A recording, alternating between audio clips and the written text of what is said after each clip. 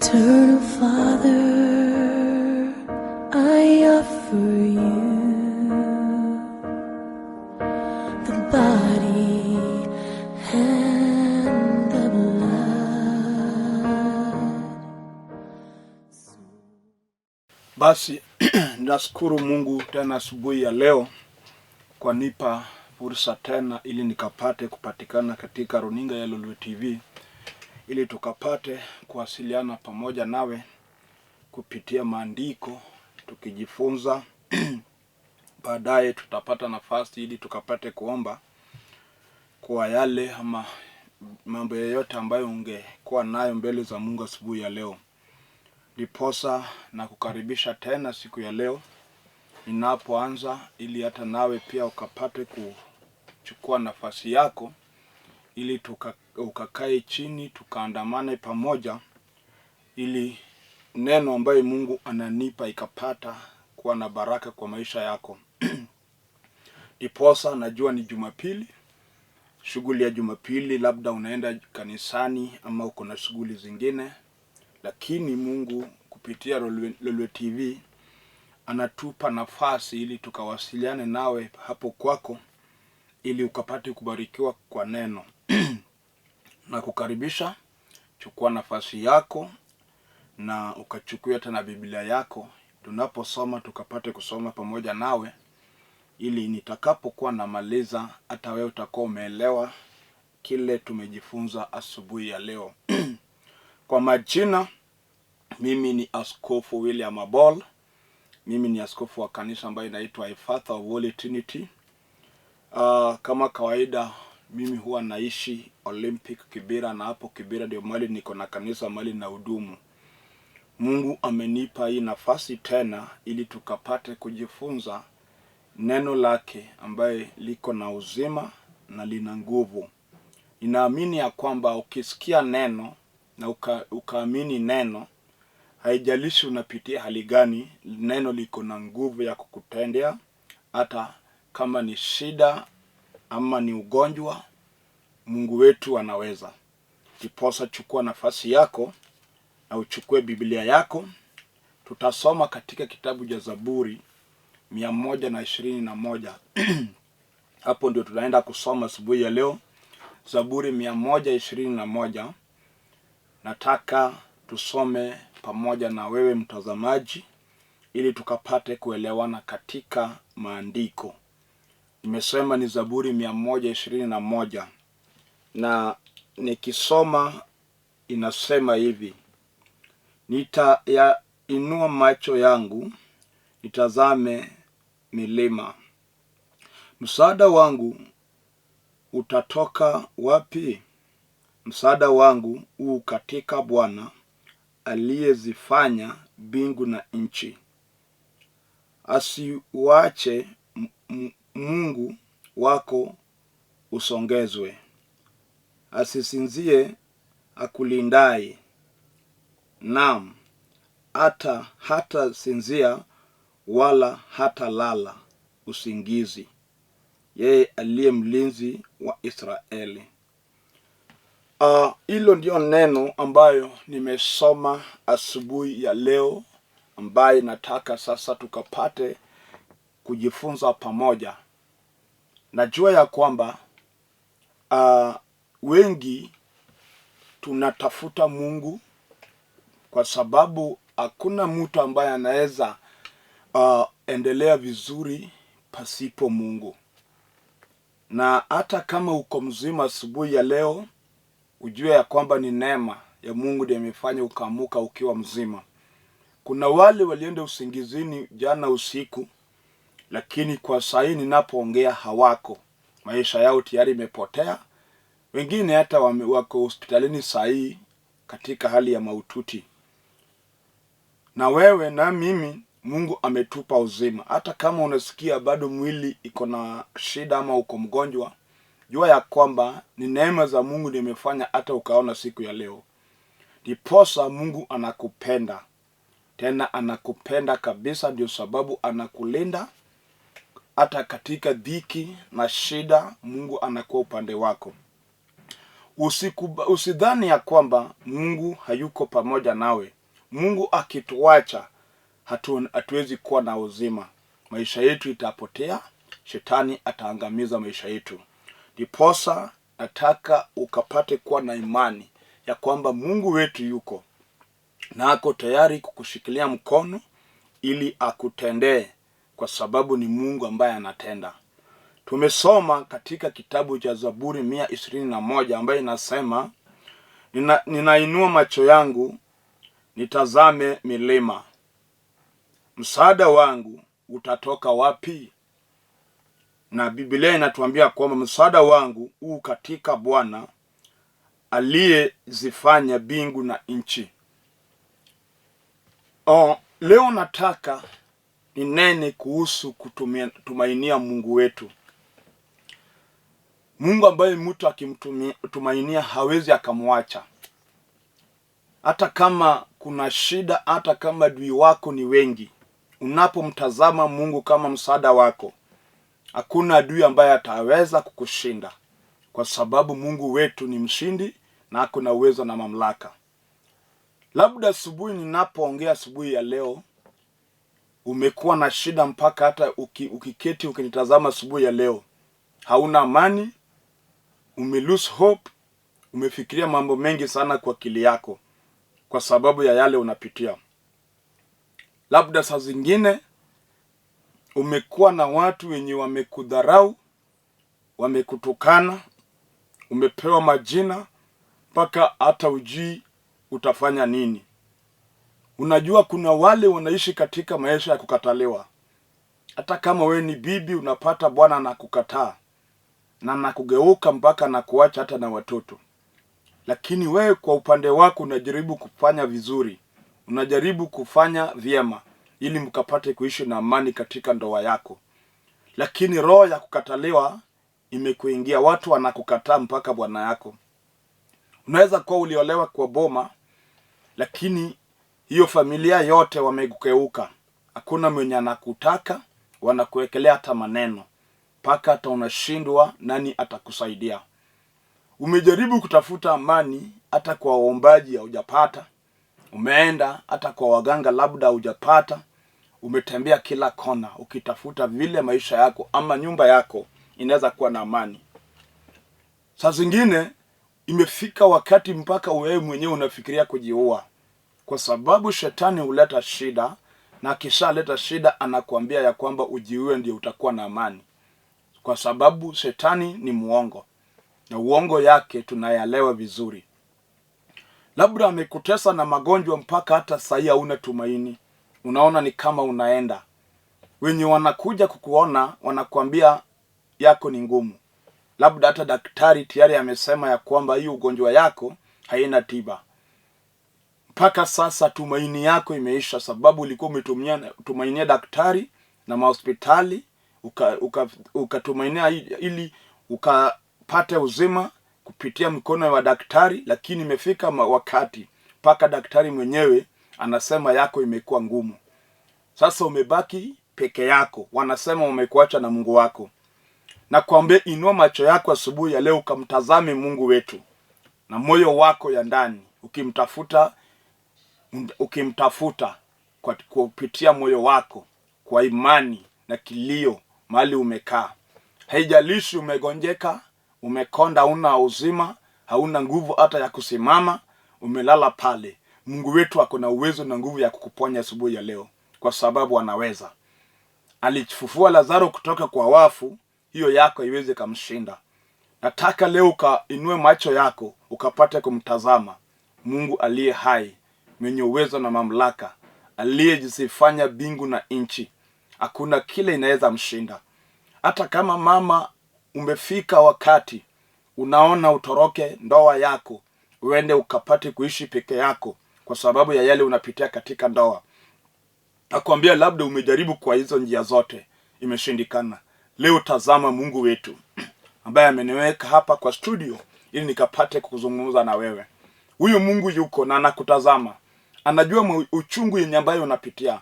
Anajua kilio chako ambayo umelia kila siku. Amejua vile umeongea kwa uchungu. Amejua vile umelia kwa uchungu. amejua vile umefanyiwa mabaya, mpaka saa zingine hata unashindwa unaenda wapi.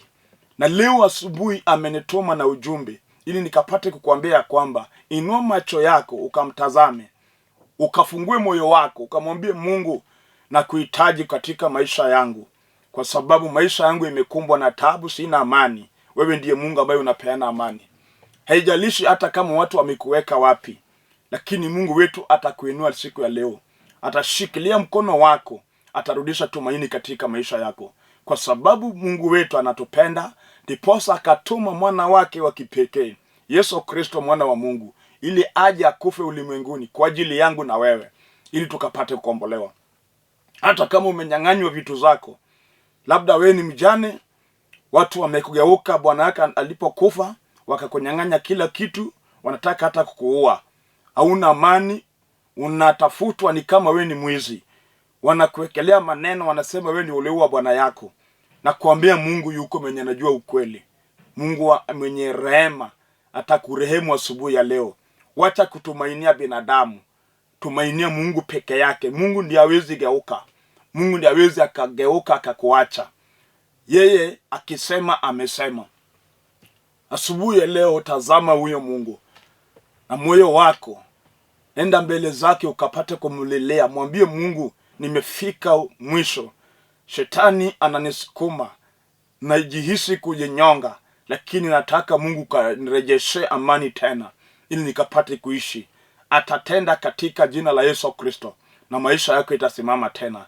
Hata kama ni kazi yako ndio shetani alikuja akakunyang'anya, aliharibu ile kazi ambayo ulikuwa ukifanya, mpaka sasa unaishi maisha ya umaskini, unalala bila chakula, watoto wanateseka. Watoto wako hata shule sasa hawezi wakaenda, sababu hauna popote mahali utapata pesa ya kuelimisha. Mpaka sasa umeanza kuitwa majina, wanakuita mtu wa kuombaomba, na wale wanakuita hivyo ni wewe mwenyewe uliwasaidia. Juu kuna wengine ulijaribu sana ukasaidia, hata kama ni wadugu wako na wadada wako, ukawapeleka shule, ukafanyia kila kitu. Sasa wamepata kazi, wanaishi vizuri, lakini wamekugeuka. Sasa wanakuongelea vibaya, uko na shida, kuna mwenye anaweza kukusaidia. Na kuambia wacha kutumainia Mungu, anza kutumainia Mungu wetu. Hakuna uwezo. Binadamu hugeuka, Mungu wetu hawezi kugeuka. Haijalishi uko katika hali gani, hakuna kile imetupata yenye Mungu hawezi akakutoa. Hata kama ni shida kiasi gani, asubuhi ita tu jina la Yesu Kristo. Mwambie Kristo, nimeinua macho yangu ili nikapate kukutazama. Ni wewe peke yake unaweza tatua shida yangu. Labda umejaribu, umetumia pesa, unaenda kutafuta msaada kwa binadamu, imeshindikana, umebaki ukiwa na shida yako. Pesa ndio inaisha na shida inaongezeka. Miandiko ya kwamba kuna mwanamke alikuwa akitiririkwa na tumbo, ama tumbo yake ilikuwa inatiririka kwa miaka 12. Alikuwa anateseka, anaenda kwa watibabu ili apate kutibiwa, lakini hakuna msaada. Anajaribu kwenda kwa madaktari, hakuna msaada. Pesa na mali yake ndio inatumika. Anajaribu kwenda kwa waganga, hakuna msaada. Maisha yake yanazidi kudhoofika, hana amani kwa maisha yake. Ilibidi sasa amebaki peke yake. Juu kuna kile inaweza akakufanya mpaka hata mama yako akuache. Unajua kuna kitu inaweza ikakupata mpaka hata wazazi wakugeuke, waseme sasa kama ni hivyo wewe ng'ang'ana na hali yako. Huyu mama alikuwa amebaki peke yake. Shida ilikuwa imemchosha. Hakuwa na tumaini ya kwamba anaweza kuwa na uzima. Lakini kuna siku moja alisikia kwa Yesu Kristo. Alisikia kuhusu Kristo mwana wa Mungu. Yesu alipokuwa akihubiri neno, akitembea, na huyu mama akasikia kwamba Yesu leo atapitia Jeriko. Ilibidi huyu mama ajipange, akasema ya kwamba sitaruhusu Yesu apite kama mimi sijapona. Ilibidi akaanze kusukumana na umati ili akapate kumfikia Kristo. Asubuhi ya leo anza kung'ang'ana na umati ukapate kufikia Kristo. Umati ni nini? Ni wale mmeketi nayo kwa nyumba yako, wenye sasa mnaona nayo runinga, wengine wanacheka, wengine wanapiga story ninapohubiri, hawakuwa makini kusikia neno. Hao ni umati, wanataka kukuzuia kufikia Kristo. Sukumana nao, kataa, sema mimi ndio niko na shida. Mimi ndio nimebaki kati ya wenzangu. Mimi ndio nimechekelewa. Mimi ndio nimekuwa story kila mahali, watu wananiongea. Leo kama Kristo anaweza nikomboa, nitapenya hata kama ni nini. Utaondoa aibu, utapiga nduru hapo kwa nyumba yako ukiita Yesu kwa maisha yako.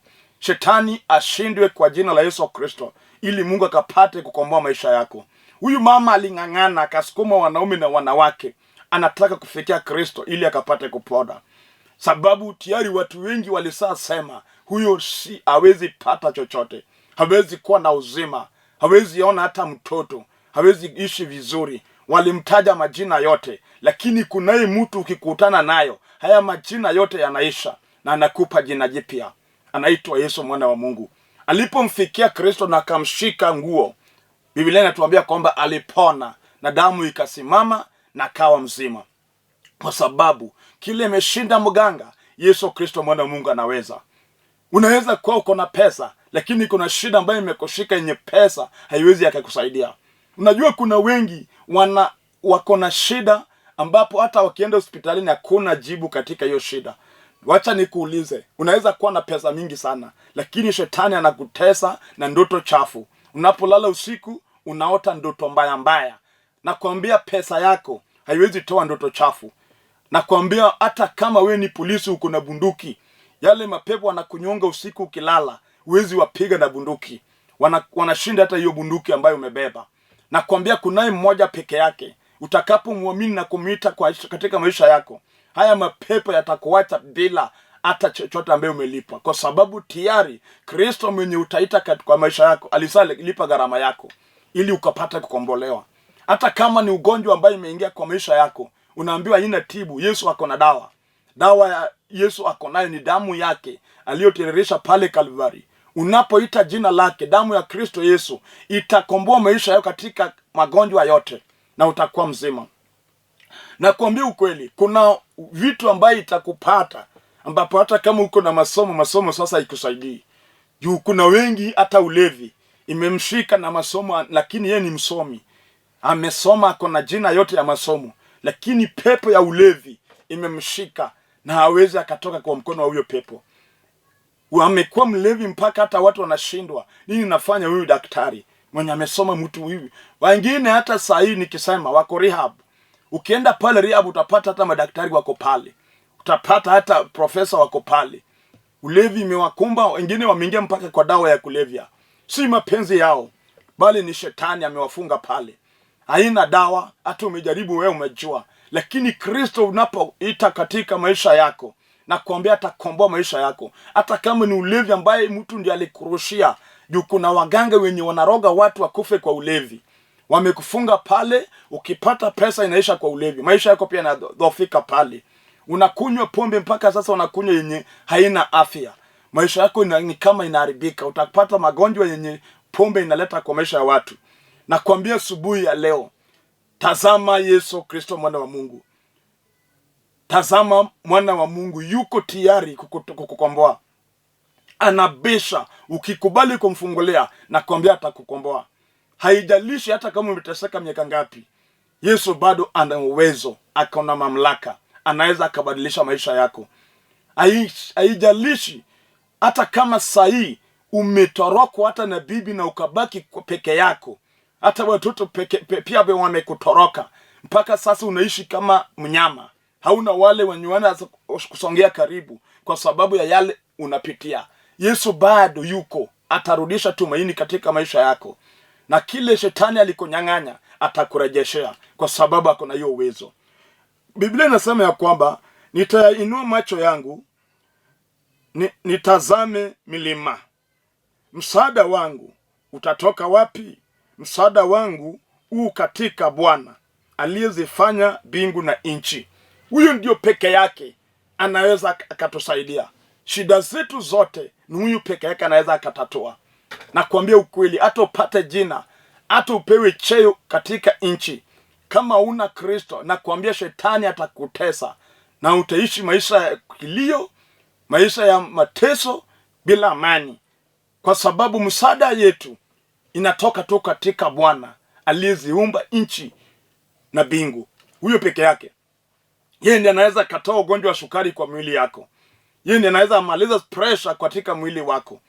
Yesu peke yake ndiye anaweza ataponya ugonjwa ya kansa, na kansa inaisha, kwa sababu Yesu akuna uwezo.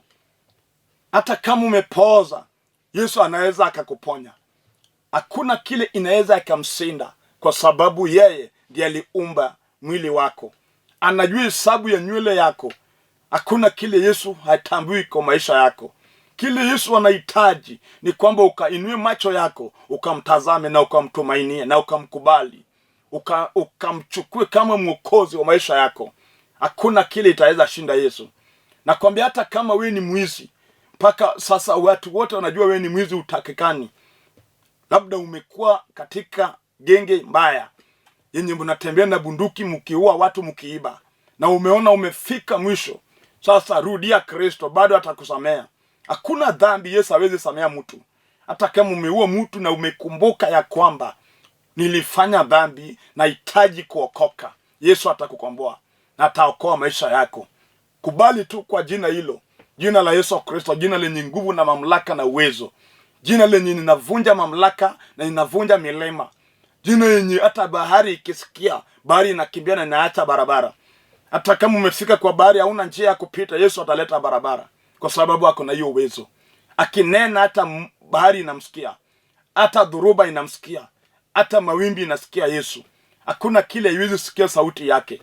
Hata ninapoongea sahihi, hata haya mapepo ya majini ambayo wanatesa maisha yako, watasikia sauti ya Kristo wako wake leo. Hata kama ulitumiwa mapepo ya majini, wengine wanazini na wewe unapolala, katika jina hilo, jina la Yesu Kristo, nitaamurisha haya mapepo yakapate kuacha maisha yako, kwa sababu Kristo akona uwezo, na mkono yake pia si fupi. Atanyoosha mahali huko hapo, na ataguza maisha yako, na atakomboa maisha yako. Haijalishi hata kama wewe ulikuwa devil worshipper na ukaingia katika hiyo falme, na hii ukaona ya kwamba maisha yako inaharibika, unaweza kubali Kristo asubuhi ya leo. Unaweza inua macho yako ukamtazame, ili ukamite katika maisha yako. Atakukomboa. Shetani ni mwizi, shetani ni muuaji, shetani ni mharibifu. Hivyo ndio vile Yesu anamuita katika kitabu cha Yohana 10:10, ya kwamba anakuja kuiba, kuua na kuharibu. Hiyo ndio kazi yake. Lakini Yesu anakuja, mimi nilikuja ili wakawe na uzima, tena uzima tele. Yesu analeta uzima tele. Hata kama ameharibu maisha yako, labda amekuweka umekuwa malaya, hauna makao, watu wanakutumia na wanakutupa, hauna mali ambayo unaweza ukaingia, Yesu anakutazama. Ako tayari kukomboa, ako tayari kukupokea asubuhi ya leo. Je, unakubali kwa Kristo Yesu asubuhi ya leo, ili Kristo apate kutenda jambo katika maisha yako? Yeye ako na uwezo, ako na mamlaka. Na inua macho yangu nitazame mlima, msaada wangu itatoka wapi? We, msaada yako itatoka wapi? Labda umetafuta kazi, umesoma, uko na masomo, kazi imeshindikana. Leo inua macho yako kamtazame Bwana, ako na uwezo. Labda umejaribu kila mbinu ili ukapate amani na watu wako, imeshindikana. Kuna wazazi wako na watoto wamewazaa, wamesumbuka nao, wamewafundisha, wamesoma, wako na cheti, lakini shetani mwovu ameshika watoto wako. Hakuna mtoto mwenye unaona kama ako na tumaini. Wengine ni walevi, hata ukiwapatia kazi wanaharibu, wanarudi kukutesa, kusumbua kwa nyumba. Anakunywa pombe mpaka akirudi kwa nyumba anataka kukupiga. Labda wewe ni mjane, bwana yako alikufa na akakuacha na watoto. Hao watoto wenye bwana yako alikuacha nao ndio wamekuwa stress kwa maisha yako. Hauna amani na uzao. Watoto wenye uliwazaa wamekuwa adui katika maisha yako. Unalia usiku na mchana kwa sababu ya maisha ya watoto wako. Inua macho yako leo ukatazame Mungu. Yuko tayari kukomboa familia yako. Yuko tayari kukomboa watoto wako. Hata kama ni wasichana, wameingia raha mpaka saa zingine wanazaa watoto, wanakuletea wewe, ndio unawalishia watoto, wewe ndio unalea watoto wadogo, na wewe ni mama mzee, umechoka na kile unaona. Mpaka saa zingine unasema nitajinyua kwa sababu ya hao watoto wangu. Asubuhi ya leo kuna tumaini kwa Mungu wetu. Yesu mwana wa Mungu ako na uwezo.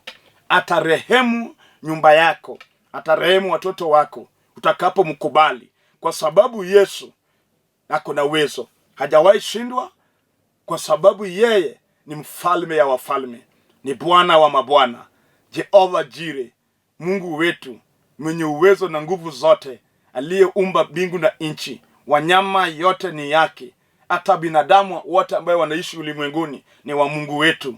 Mali zote ni zake. Yeye ndiye anajua vile aliweka hata gold katika ardhi. Kila kitu iko mkononi mwake. Hata kama ni roho ya umaskini ambayo imekufunga, ambayo hata ukijaribu uweze inuka, ukipata pesa inaharibika kwa mkono wako, ukipanga haipangiki. Shetani amekataa, hakuna mipango yako inafaulu, mpaka umechoka hata na kazi. Unataka kuacha kazi, rudi nyumbani. Asubuhi ya leo ninaleta jina ambayo inashinda hiyo umaskini. Jina la Yesu Kristo iko na uwezo. Hata kama ni nini natendeka kwa maisha yako, leo nataka ukapate kukubali ya kwamba Kristo atakuwa Mungu kwangu na nitaona uwezo wake. Mama, hata kama umelia kiasi gani, shetani amekupea uchungu kwa maisha yako. Labda saa zingine ninapoongea asubuhi ya leo, bwana yako ameingia katika raha. Ameanza hata kufanya mambo yenye unashindwa ni nini. Wengine hata ukiishi kwa nyumba na Bwana, akirudi jioni ama akiwa kwa nyumba, unasikia akicommunicate na wanawake, na hata wao wanakutusi tu. Unasikia vile wanaongea, pesa yake ni hao wamama wanakula. Wewe unaishi maisha ya taabu, umechoka na maisha. Yesu yuko tayari, anakutazama, anataka akukomboe asubuhi ya leo. Nataka ukapate kuamini, hata kama umepitia nini, hata kama ni shida gani ambayo inakukumba, Yesu bado yuko, akuna uwezo. Inua macho yako ukapate kumtazama na kumkubali na kumuita katika maisha yako. Atatenda kile unahitaji. Hata kama ni ndoa yako imeshindikana, kunaye wanaume wako na pesa, wako na kila kitu, lakini shetani amesimama mbele yake, hawezi akaoa. Hata akipata msichana hawezi akaoa. Unatorokwa na wanawake mpaka unashindwa nini mbaya na maisha yako. Kubali Kristo mwana wa Mungu, kwa sababu yuko tayari kukutendea kile unahitaji. Hata kama wewe ni mgonjwa umelala pale hospitalini, nataka upate imani, kwa sababu nataka kuomba pamoja nawe sasa. Hata kama ni ndoa yako inaharibika, nataka ukapate kuwa na imani. Leo tutaomba kwa ajili ya hiyo ndoa na Mungu atatenda jambo. Hata kama ni kazi unatafuta, leo Yesu atakupa, kwa sababu akona uwezo. Nataka ukapate kuamini kwa chochote ambayo unataka Mungu atende kwa maisha yako, ili tukapate kuomba pamoja. Na nimeamini ya kwamba maombi yetu inaenda kutenda jambo kwa maisha yako, na utakuwa mshuhudaji wa Kristo Yesu. Ndiposa nataka ukapate kuamini, ili tukapate kuomba pamoja nawe. Nataka tuombe. Amini, tuombe. Baba wetu, kwa jina kuu la Yesu Kristo, Yehova, ninakuinua asubuhi ya leo. Tazama huyu mama ambaye analia kwa ajili ya ndoa yake. Yehova, rejesha amani na upendo kwa hii ndoa. Nakataa mapepo ambayo inatenganisha bibi na bwana yake. Ukawaunganishe, ukawape amani na upendo. Huyu kijana ambaye anaomba kwa ajili ya kazi, Yehova akamfungulia njia ili akapate kazi. Tazama huyu mwenye hana amani, maisha yake yamekumbwa na shida, Yehova akampe amani, kwa sababu wewe ni Mungu amani. Huyu mgonjwa ambaye sasa analia, mwili yake inamuuma, hana amani, anaona kifo kwa macho yake, natuma nguvu zako za uponyi kwa maisha yake akapate kupona.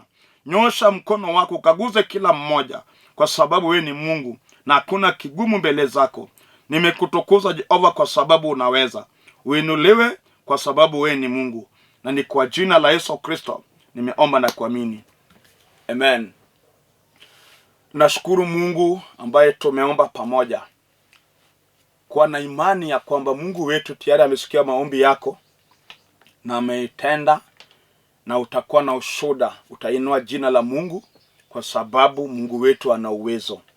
Ndiposa kama kawaida huwa nasema, unajua hata tukiomba vile tumeomba nawe sahihi, inabidi sasa utafute mahali utashiriki, na uende pale ukapate mahubiri na mafundisho, ili ukapate kudumu katika neno, na utaona yale Mungu atatenda kwa maisha yako. Nasema utafute kanisa, mahali injili ya Kristo Yesu inahubiriwa, ili ukapate kufundishwa neno. Neno liko na uwezo, neno liumba kila kitu, hata wewe neno ilikuumba. Utakapomwamini, Mungu atainuka na atatenda jambo kwa maisha yako. Ndiposa tafuta mahali unaweza ukashiriki, ili ukapate kufundishwa neno. Na maliza nikirudia jina langu, Mimi ni Askofu William Abol. Mimi nimezaliwa Siaya County, mahali inaitwa Murmalanga. Kwa saa hii naishi Olympic Kibera, na Kibera ndio mahali niko na kanisa, mahali na hudumu. Kama uko Nairobi ama area yote unataka kuja kanisani, we enda town. Ukifika town, enda Railways ama Kencom, chukua gari yenye inakuja Kibera Olympic, matatu namba 8 pale Railways. Shuka Olympic stage, chukua namba zangu ziko hapa kwa screen. Piga, nitakuelekeza bila utafika kanisani, na tutashiriki, tutajifunza, tutaomba. Ndiposa uko na hiyo fursa ya kuchukua namba na kupiga. Hata kama uko na jambo nataka tuombe pamoja, chukua namba yangu, utanipigia wakati wako, ili tukapate kuongea na kuomba. Ndiposa na karibisha kila mtu ili tukapate kuwasiliana. Ukiwa sehemu za Siaya, tuko na kanisa huko Ugenya Sega, tuko na kanisa Imbo Usenge, tuko na kanisa Asembo Yude, tuko na kanisa Murmalanga kwetu. Hata hapo Ngia tuko na kanisa, tuko na kanisa South Nyanza Kabondo, tuko na makanisa sehemu tofauti. Hata Kayole na Dandora tuko na branches huko. Ukipiga simu nitakuconnect na wachungaji wale wako huko, ili mkapate kuwasiliana. So chukua namba ukapate kupiga. Namba yangu ni 0721280025, 0721280025. Airtel number ni 0782495083. Hizo namba zote ziko kwa screen. Piga, tuwasiliane, tuombe pamoja. Mpaka Jumapili ijayo, mbarikiwa sana. Shalom.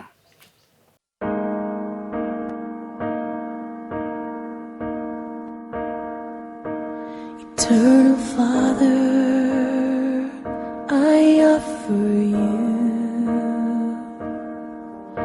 the body